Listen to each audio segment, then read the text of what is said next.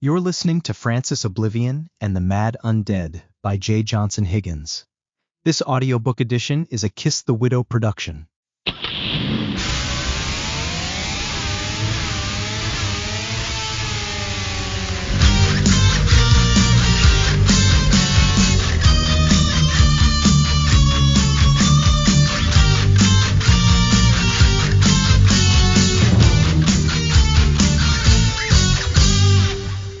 Chapter 1. An appropriate point to begin the accounts. Journal of Adrian Eckenrode. October 18th. I'm on a godforsaken wasteland of an island and leaving is not an option. Why am I here? Why am I still here? Why am I writing in this journal? These are good questions. I'm on this island because I came here to escape the monsters on the western shore. I'm still here because the monsters somehow followed anyway and it would be too dangerous to move right now. Therefore, I have time to kill. I'm writing in this journal because a girl asked me to do it, and she said it would be good for me in this type of situation. A temporary standstill with too much on my mind.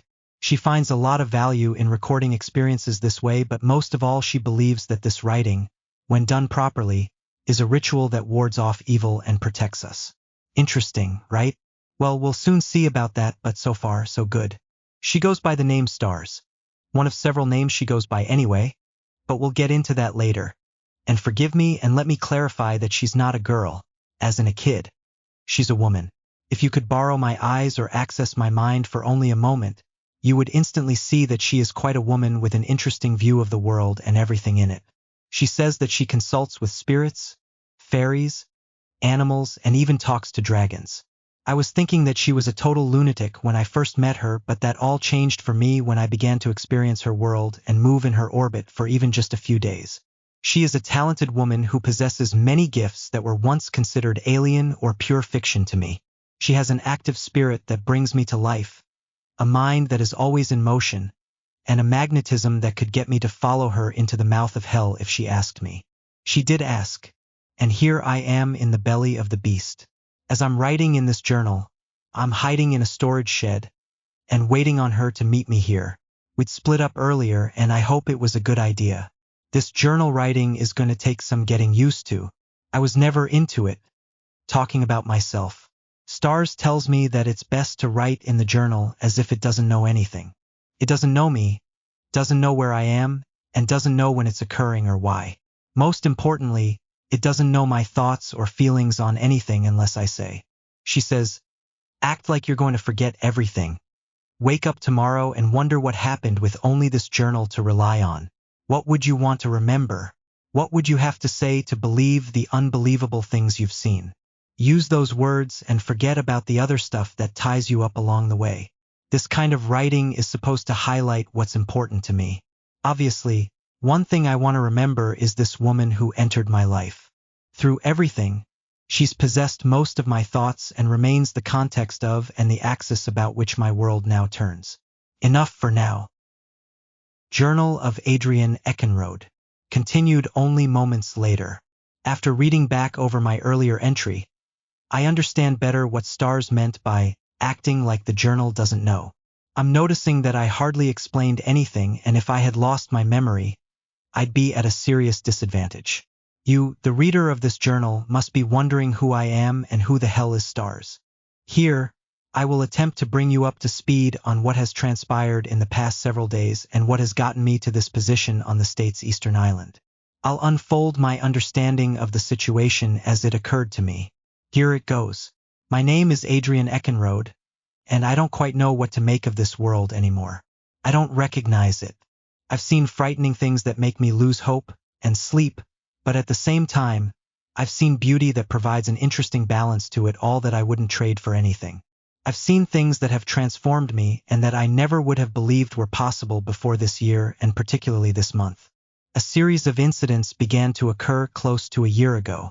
Some of the details are beyond my comprehension at this point, but I can tell you that all of it, though it appears explainable with social science, physical science, and so forth, was sparked by something supernatural in origin and involving powerful forces that are not typically seen in our mundane lives. All of it originated from a central demonic figure which we know today as Francis Oblivion. You'll notice little to no skepticism in my processed narrative. only a lack of certainty surrounding what I've seen from time to time. Now that it's tried to kill me several times, there is no place for the doubt that I once had. Allow me to provide some background. A year ago, we were at the outbreak of what was expected to be the biggest war among nations in nearly a century.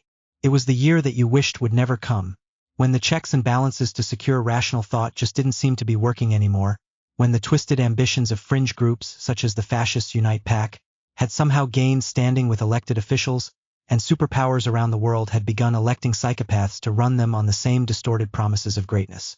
It was a nightmare. No one could explain why the war was happening except in the vaguest of terms. That treaties and accords were broken, that trade deals no longer existed to keep soft alliances together, and that the climates within countries like mine were just mean enough for intimidation and war to sell like they hadn't in 100 years. Now, I probably haven't told you anything particularly new to human experience. Armed conflicts seem to start out in this ambiguous way for the common observer. We seem to let these things happen before our eyes, and yes, I did see the landscape changing in front of me, but no. This was not the natural evolution of things, and it did not all happen by chance. This was the beginning of the string of strange happenings tied to Francis Oblivion. Before long, there was a massive solar flare responsible for the failure of machines and communications. The power went out, but I don't mean for just a few hours or even a few days. I mean rolling blackouts since about a year ago that progressed to being complete darkness for several months at a time. Things will come on for a moment, the longest I've seen was 2 hours, then go back off again. In the beginning of this, there was looting and some destruction of property, but those occurrences did not last for long before being brought under control. This solar flare was timed and caused by Francis, too. I thought it couldn't get any worse or any stranger, but then it did. Out of nowhere we were hit by some kind of weapon. I knew little about the specific type of weapon at first, but I do know about it today thanks to stars. It was nuclear, and yes, you guessed it. The nuclear strike was at the will of the same troublesome demon as the other incidents. Now, let me explain to you why stars is so important to this whole situation. Stars was the first to stand up to Francis in a big way, though most did not know it. At the time of the blast, I could only tell you what I saw, but today I know the significance of what I saw. I will give you both. I could see the nuclear strike from beyond the metropolitan center of Siena, our central city. First, I saw the prolonged bright and blinding flash. Then, I saw the expanding orange bubble that seemed to hover in the air like some extraterrestrial spacecraft from a distance. It was enormous. I saw multiple rings form above it as it began to rapidly take on a more recognizable form. A mushroom cloud. But this was no ordinary explosion. I knew something wasn't quite right about it. The devastating force that otherwise should have demolished the city and left no sign of life or structure seemed to have smacked up against another force protecting it. A dome. An invisible one which weakened it. This other force did not completely stop the advance of the blast, but it clearly made a major difference. After all, the devastation following this explosion was still quite profound. The net outcome was that even though several buildings collapsed and windows shattered, we can still tell that this is supposed to be a city even after such an explosion. I did not know this at the time, but Stars, the woman who talks to fairies, was the one who erected that barrier that weakened the blast and partially absorbed the shockwave. She used only her words and a wave of her hands. I stayed hidden in the lowest level of an underground parking garage for a few days before I had the courage to resurface and investigate. When I did, I learned that things had gotten even stranger. Not only were so many structures damaged, but also everyone had vanished. Since that horrible day, I had not seen another living person. That is, until I met Stars. From my perspective, one day we were all coping with the random power outages and, dare I say, doing fine, finding temporary solutions that allowed some businesses to operate, finding pooled assistance or otherwise living our lives, but that was swiftly ripped away by a nuclear blast and the disappearance of the population. That morning it all changed and there was nothing. There was no one. I'd assumed then that the disappearances were just the result of wariness. I assumed everyone who survived was hiding and stayed hidden, just like I had done, but I could not confirm it. There was no communication and no signs of any human activity. I did not hear sirens or emergency vehicles, which one would expect. It was silent. I did learn more over time, and I will explain those findings as they appear relevant in my entries. What I will say is that these happenings were all orchestrated and can all be traced back to the arrival of Francis Oblivion who, if he had his way, would devour us all. I hadn't traveled very far from the Corette district, which is an area that behaves like a suburb to the city of Siena but is an official part of it. I've lived in this district for a little over 2 years to attend college. Originally, I hadn't left the area because of my familiar routines. Later, fear became the thing that made me leave it without question. Stars was the first normal person I'd met since everyone disappeared. It was about 8 months of silence, devastation, and emptiness before I met her, and she knew much more than I did about all of it. Since I'd met her, she'd managed to explain the situation and the past several months in a way that allowed me to absorb it, cope with it better, and not lose my mind. You may have noticed that I described Stars as the first normal person I'd met. There is a reason for this special choice of words. There are monsters walking this empty land that resemble humans, but I know they're not. As recently as a month ago, I began seeing my first of the imposters. For this reason, I suppose it is appropriate that I start my account of my abnormal experience here. Stars encouraged me to do this. You could say that the nuclear blast was the first time that Stars saved my life, but I didn't meet her until the second time she did, these many months after. The second occurrence involved the followers of Francis Oblivion, the imposters, the mad undead, she calls them. When I first saw the imposters posing as humans, here is what happened, and this is how Stars saved me for the second time. I was around the Serpa Coast apartment complex where I'd lived, near daybreak when I first saw them. They looked like a cluster of people, like a small mob of demonstrators, about 10 or 12. I thought people had returned but soon realized that they were different, and eerily silent. They didn't say a single word or make a sound for so many people in a concentrated location. It was like a candlelight vigil with a moment of silence that never ended. The difference was that they moved quickly, like I'd caught a glimpse of a secret society sneaking off to a meeting.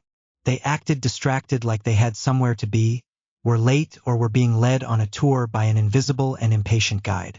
I felt I had to reach out to them however I could. I want to point out that it was very difficult to catch up to them because of how quickly they moved. For the entire time, these people were quite far from me or always partially out of my view. They'd turn a corner some ways away and all I'd see were faint shadows under minimal light stretched on the wall. "Hey there!" I shouted. When I called them, they all stopped and turned to me from a distance of about 3 blocks away but didn't respond. For some reason this reaction gave me a chill, but they still did nothing. Soon, they all faced forward again and just kept moving, almost like soldiers on a mission and as though I was unimportant. I thought this was odd, so I continued to follow them.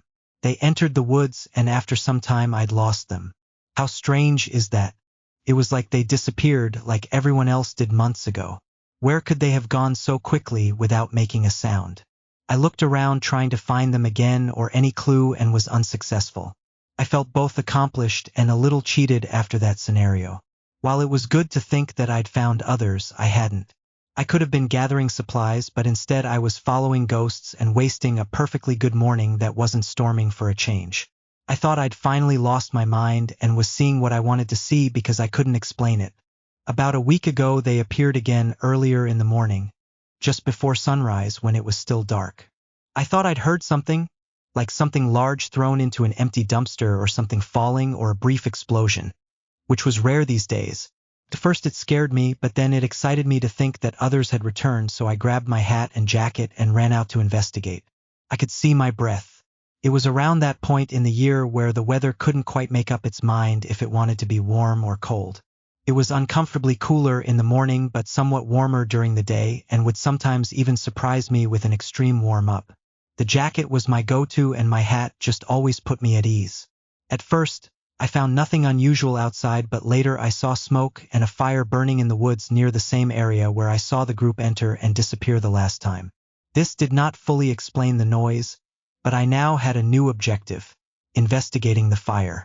Somebody must have started it. I went into the woods and walked for a while in pursuit of this faint firelight.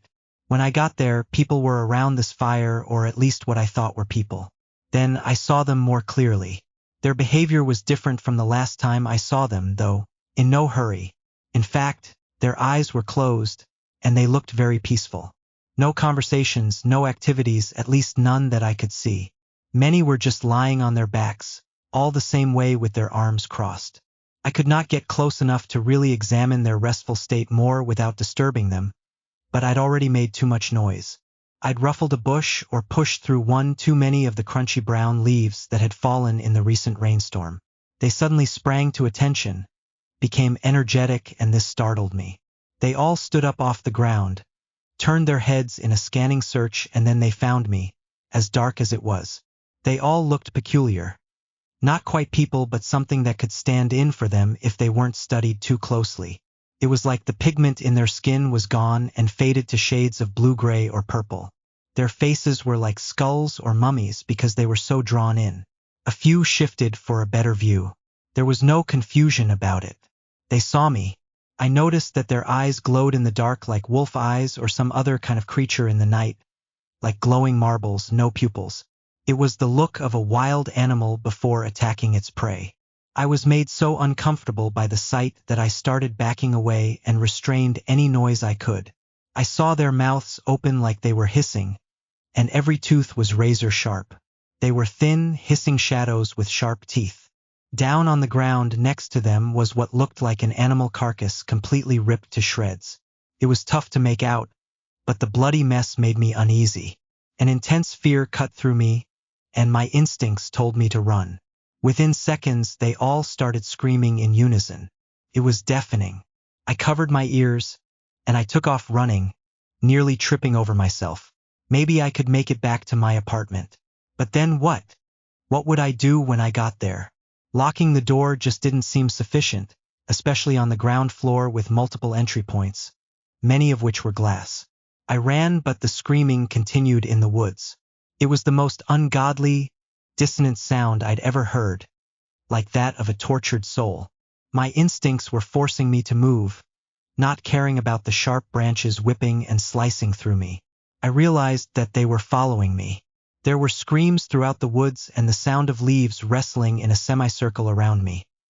Right, left, and behind. They were trying to surround me or head me off. This only made me run faster. I couldn't shake them, and they were gaining.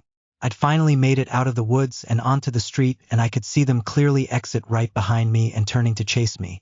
I ran down a dirt road and down a set of steps, avoiding them. They all leaped down the steps without even a beat and followed, almost gliding. They were getting closer. They moved like they were unbelievably fit, yet they looked emaciated and poorly cared for. How could this be?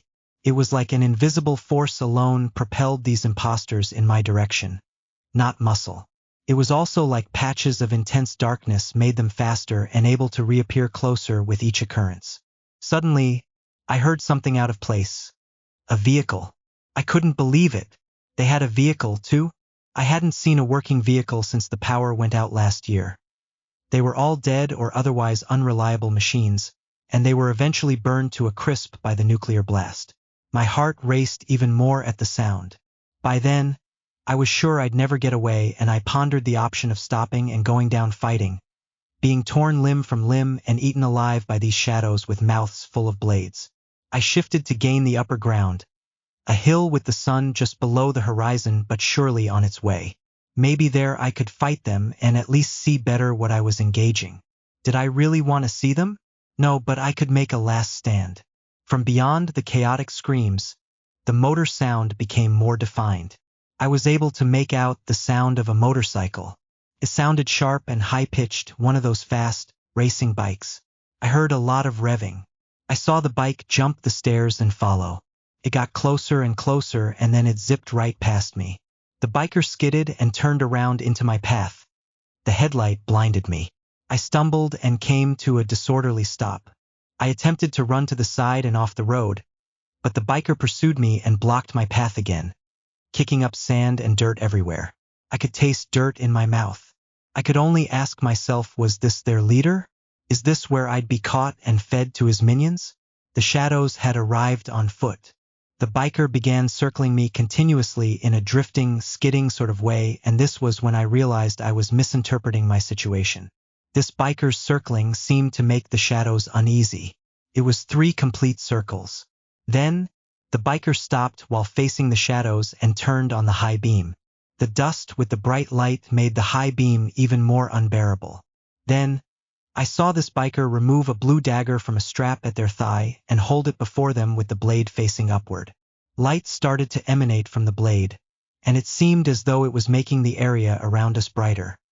Light was rising from the ground in a ring formation. Maybe it was my imagination, but it caused the shadows to back away. Get on the bike, The biker demanded, as if repeating these words while giving an impatient head gesture from beyond the bright light. How could I refuse? I just heard my first regular human voice in months. I couldn't see the biker's face because of the helmet, but by then I was sure that this was a woman from her physique and the timbre of her voice during her cues. I hopped on, held on tight, and we prepared to race away. It was such a close call at that moment, though. As soon as the biker put the blade away and the dust began to dissipate, one of the shadows made a desperate attempt to get at me despite the bright ring of light that the others would not cross. It grabbed hold of my arm and started pulling me off the bike as soon as the biker turned the motorcycle. The shadow failed, however, because the biker stopped, pulled me back from it, and jammed her palm into the shadow's face in a single violent motion. Then, rather than speed away as I'd expected, she put down the stand on the bike, leaped off it, and faced that shadow with two clenched and ready fists. She upgraded by pulling and deploying a retractable baton. I heard it click at her side. As soon as the shadow advanced, she gave it two forceful strikes. The shadow stumbled, and before it recovered, she gave it a hard kick to its face, causing it to fall to the ground. It did not get up. She quickly pulled and lifted her blue blade again, facing the other shadows that had started slowly advancing. They all stopped and backed away as the biker seemed adrenalized and ready for more confrontation. back up. She shouted, stepping back slowly. When none came forward, she quickly took the opportunity to retract the baton, sheath the dagger, hop back on the bike in front of me, and get it going. My heart pounded as I reaffirmed my grip. She revved the bike, and we raced away down that long dirt road, leaving the monsters behind. We continued into the half-dark morning without a word. Even if I wanted to speak, we probably wouldn't hear one another. She didn't want to stop for a second, it appeared. We pushed past 90 miles per hour but accelerated well beyond this on longer stretches to what must have been near 130 miles per hour. One would think we were still in imminent danger based on the speed. It was as if she had some vital intelligence about the area and what was in it. When to race through it, slow down, or even kill her headlights. She seemed to know several alternate side roads as well, and she turned corners in that sure but efficient way that police often did when making their rounds. Never truly stopping when a stop was called for, and now tracing the lines on the road as if physically connected to them despite the absence of laws to coerce her.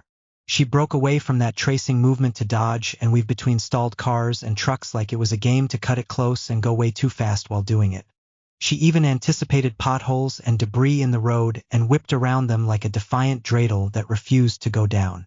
We took a path that seemed to dip under the city, under a traffic circle, for a short while and then re-emerged.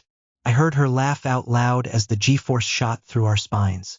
On the beltway surrounding the city there were downed cars lined up like rush hour traffic, and some of them overturned, but that did not stop her. She drove between the lanes at high speeds that made me nervous, even about potentially losing her side mirrors, if nothing else. I could barely watch, but her machine didn't suffer a scratch during this. It was a sign of immeasurable skill. I didn't know where we were going or who this biker was, but at least she wasn't out for my blood, as far as I could tell.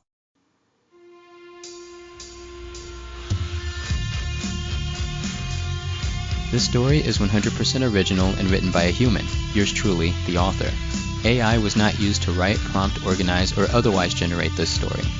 This audiobook edition was, however, created using licensed text-to-voice software with a lifelike casting and intonation manually adjusted and refined line by line by me, an art in and of itself. The theme music was written and produced by Kiss the Widow. If you like what you found so far, please like and follow, subscribe, and share. Also, please be sure to check out my socials.